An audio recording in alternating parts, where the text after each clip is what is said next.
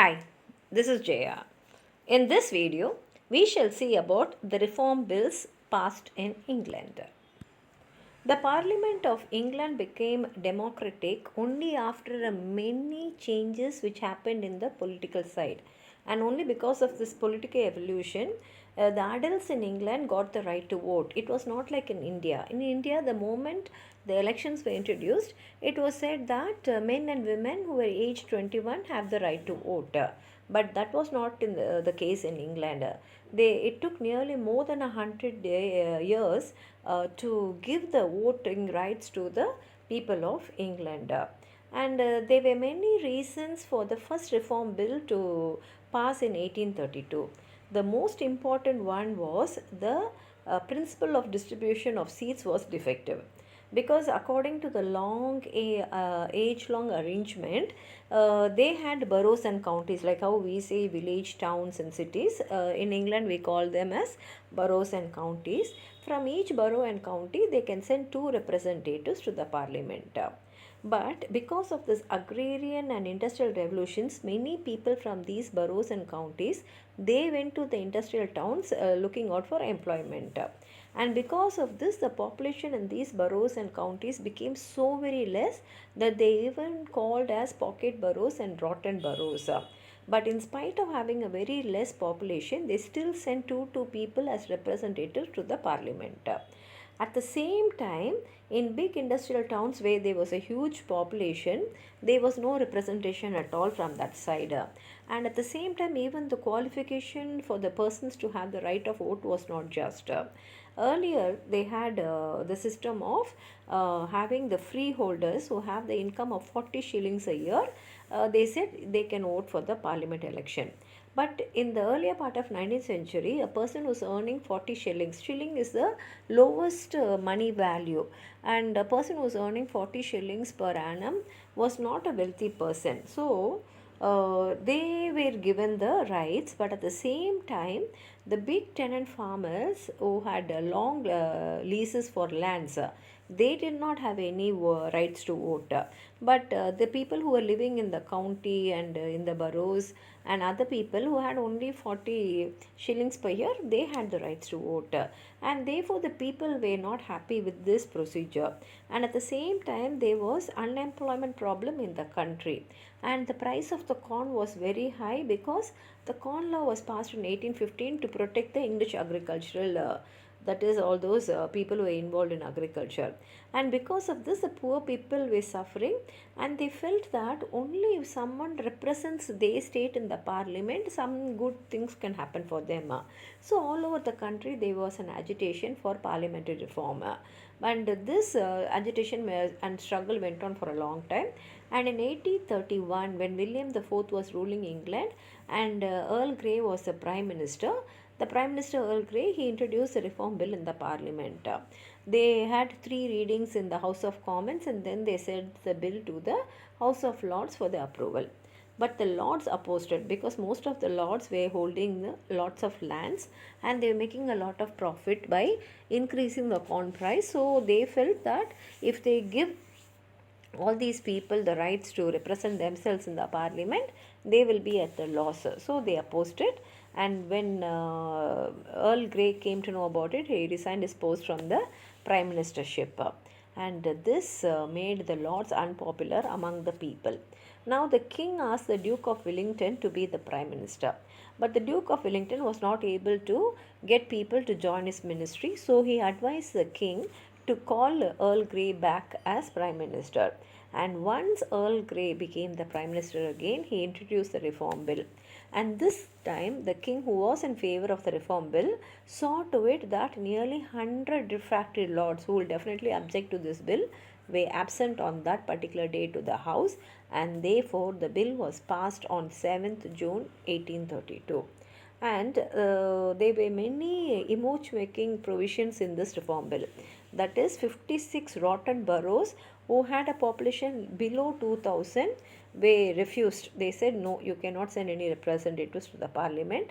And 32 boroughs, which had a population less than 4,000, were given only one seat, and 65 seats were given to new boroughs. And among the 65, 22 got 2 members and 21 got 1 member each, and 65 seats were given to newly added English counties, and 8 seats to Scottish counties, and 5 seats to Irish counties. And the franchise was also extended to all the householders in the towns who paid £10 annual rent, and in all the counties to all who held a 40 shilling freehold or were £10 copy holders or £50 leaseholders. Now the new constituted House of Commons had 658 members in the parliament. But according to this act, the king and the lords lost much of their power. But the good thing is, middle class got great authority.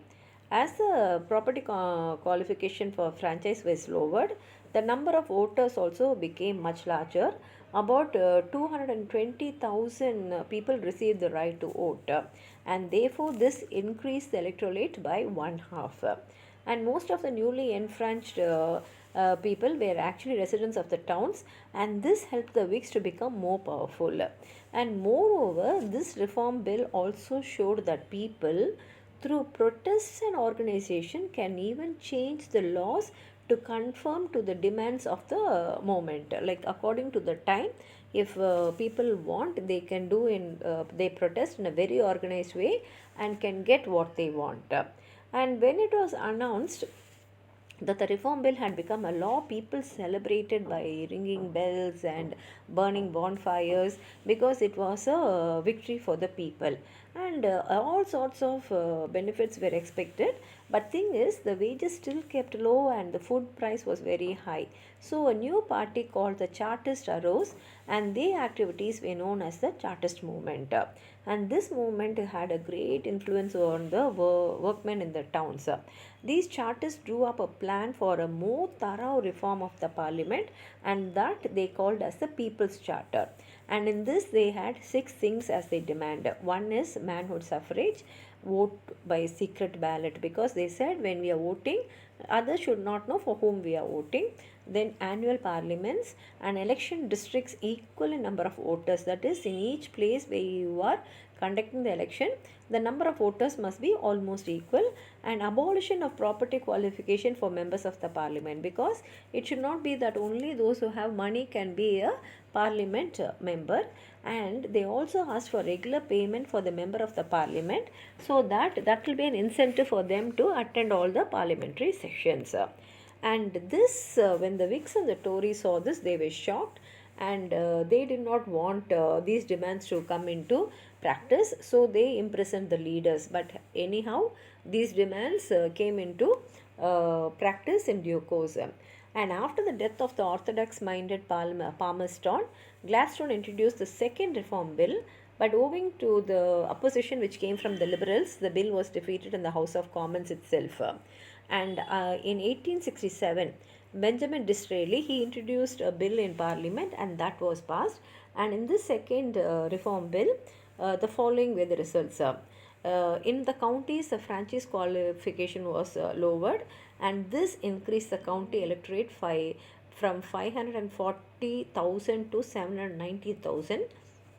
And in towns, the franchise was given to all the male householders, and lodgers paying £10 as rent. And this act actually was an improvement to the earlier one. And according to this second act, all the workmen who lived in towns got the franchise. But however, they missed out the agricultural laborers and miners, who also formed a substantial section, but they did not get the right to vote. And the third Reform Act was passed in 1884 when Gladstone was the Prime Minister. And according to this third Reform Act, franchise was extended to the householders in the counties also. And the Redistribution Act, which got passed in due course, abolished the small rotten boroughs, and 52 seats were redistributed. And England was divided into electoral districts. And with the passing of this third reform bill, the power of controlling the government passed over to the people, and thus Britain became to be called as a democratic country. Now, the third Reform Bill Act, which was passed in 1918, gave the right of vote to all men aged 21 and all women aged 25 and above. Now, this age difference also was abolished in 1928, and thus we can say that men and women were considered equal and it was officially acknowledged. So, these are the reform bills which were passed at that time. If you have anything more to add on to what I've said, please write it in the comment box, like the video, share it with your friends, and if you have not subscribed my channel, please subscribe and support. Thank you.